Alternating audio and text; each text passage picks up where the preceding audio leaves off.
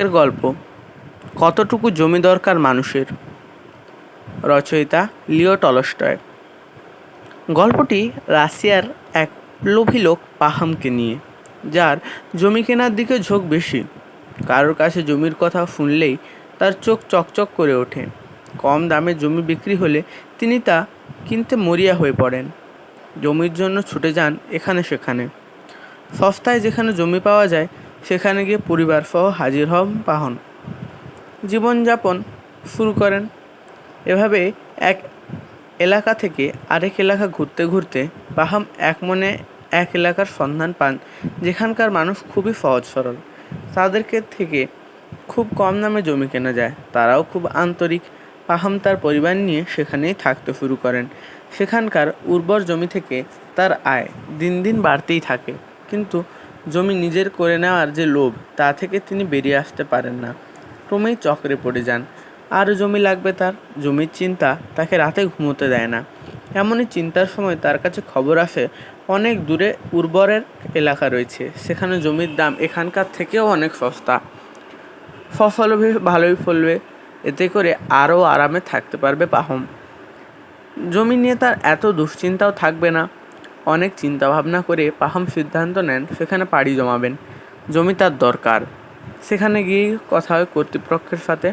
জমির দাম একদিনে মাত্র 1,000 টাকা রুবেল, কিন্তু হিসাবটা বুঝে উঠতে পারে না পাহাম। দিনের হিসাব কী করে জমি বিক্রি করা হয় তার জানা নেই।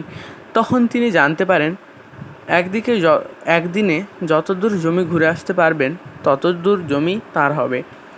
এর জন্য তাকে দিতে হবে মাত্র 1,000 রুবেল। যদি যেখান থেকে যাত্রা শুরু করেছে সেখানে এসে শেষ করতে হবে যাত্রা, এবং তা সূর্য ডুবে যাবার আগেই।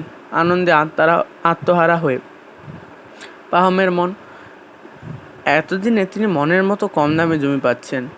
রাতের ঘুমাতে পারেন না তিনি। প্রফুল্ল মন শুধু আনন্দ করতে চায়। জমি পাওয়ার সময়ের জন্য তার তর সইছে না। ভোরে তন্দ্রার মধ্যে আসে, সেখানেও স্বপ্নে তিনি নিজের মরদেহই নিজের চোখের সামনে দেখতে পান। ভরকে যান পাহাম, কিন্তু এসব ভেবে এখন কোনো লাভ নেই। সকাল শুরু হয়ে যাচ্ছে। পাহাম পাহাড়ে থাকা লোকেদের কাছে হাজির হন। তার মাথায় থাকা টুপিতে 1,000 রুবেল রেখে যাত্রা শুরু করেন তিনি। যাত্রা শুরু থেকে বেছে বেছে ফসলের জন্য উপযোগী জমিগুলোর চিহ্ন দেন। মাঝে কিছু বিশ্রাম নিলে তখন বসে পড়েন না তিনি। বসে পড়লে যদি ঘুম পায় তখন সব শেষ হয়ে যাবে। জমির লোভে এগোতেই থাকেন পাহাম। একটার পর একটা জায়গা তার নিজের জন্য চাই, কিন্তু হায়, সূর্য তো অস্ত যাওয়ার জন্য প্রস্তুতি নিচ্ছে। এখন তাকে ফিরতে হবে, কিন্তু দৌড়েও টুপিটার কাছে ফিরতে পারবেন না বলে মনে হয় তার।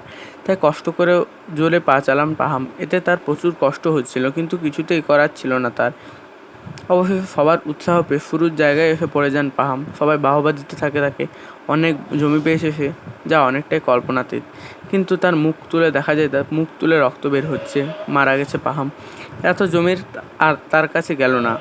তার তখন জায়গা হলো পা থেকে মাথা পর্যন্ত মাটির জায়গা, অর্থাৎ মাত্র 6 ফুট।